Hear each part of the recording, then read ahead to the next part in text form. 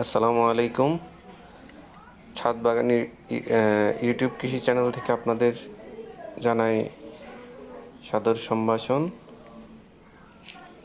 আজকে আমি আপনাদের দেখাবো প্লাস্টিকের বোতলে যেভাবে জেব্রিনা বা পাতাবাহার বা লতাবাহার যাই বলেন না কেন লাগাবেন কিভাবে, তা আমি আপনাদের দেখাবো। আমি আগেই এই জেব্রিনার কাটিংগুলো মাটিতে পুঁতে রেখেছিলাম যেন শিকড়গুলো সুন্দরভাবে জন্মায়।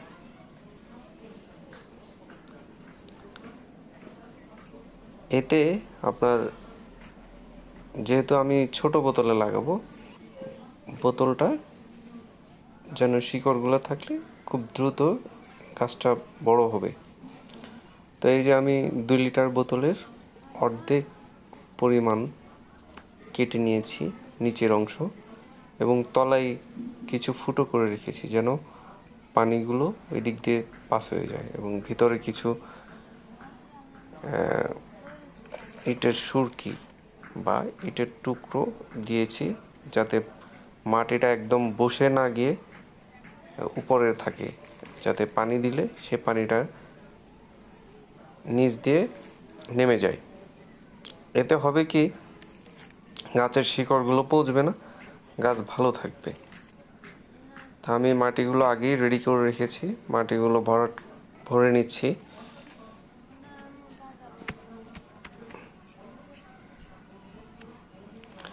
মাটিগুলো ঝুরঝুরে করে নেবেন, কারণ এই বোতলে যখন আপনি গাছগুলো লাগাবেন যেন শিকড়টা তাড়াতাড়ি ছড়িয়ে যায়, তাহলে গাছটা সুন্দরভাবে বড় হবে এবং বড় হতে বেশি সময় লাগবে না।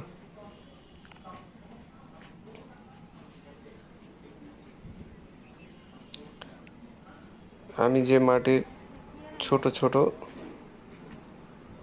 কণাগুলো সেগুলো আমি ভেঙে নিয়েছি, একদম ঝুরঝুরে করে নিয়েছি। এখন দেখুন আমার এই যে মাটিতে পুঁতে রাখা পাতাবাহারের শিকড়গুলো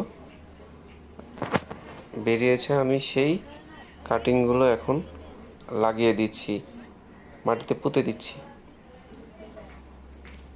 দেখুন এই যে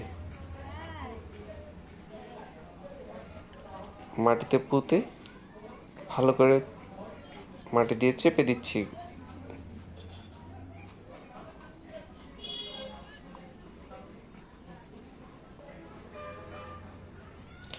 এভাবে সবগুলো কাটিং আমি বোতলে লাগিয়ে নিচ্ছি। আমি আজকে দুইটা বোতলে এই যে ব্রিনার কাটিংগুলো লাগাবো। আমার এগুলো গতবারের লাগানো কাটিং, সেই কাটিংগুলো নষ্ট হয়ে গেছে। ওখান থেকে যে কয়েকটা কাটিং পেয়েছি সেগুলো আমি মাটিতে পুঁতে রেখেছি। 5-7 দিনের ভেতরে এই শিকড়গুলো গজিয়েছে। এখন এই বোতলে লাগালে গাছগুলো আর সহজে মরবে না এবং খুব সুন্দরভাবে উঠে যাবে, দ্রুত উঠবে।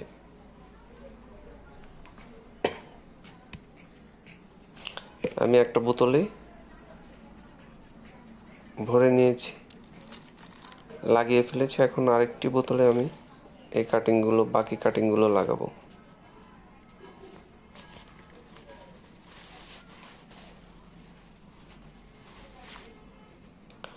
যেহেতু আমার সব কিছু রেডি আগে থেকে, তো আমি সেই আর সময় বেশি লাগবে না লাগাতে।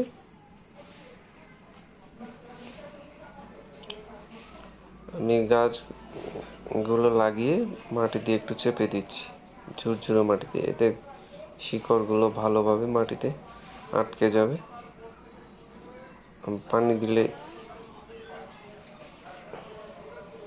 পানি দিতে সুবিধা হবে, গাছগুলো উঠে যাবে না।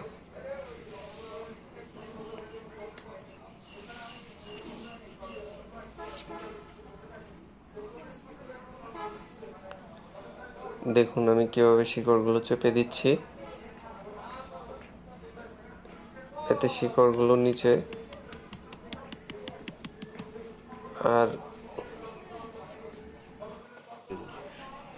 আমার গাছগুলো লাগানো শেষ। এখন আমি আমার নিজের তৈরি খৈল দিয়ে তৈরি জৈব তরল সার গাছের গোড়ায় দিয়ে দিচ্ছি। এই জৈব তরল সার নিয়ে আমার একটা ভিডিও আছে, আপনারা দেখে নেবেন। আসসালামু আলাইকুম।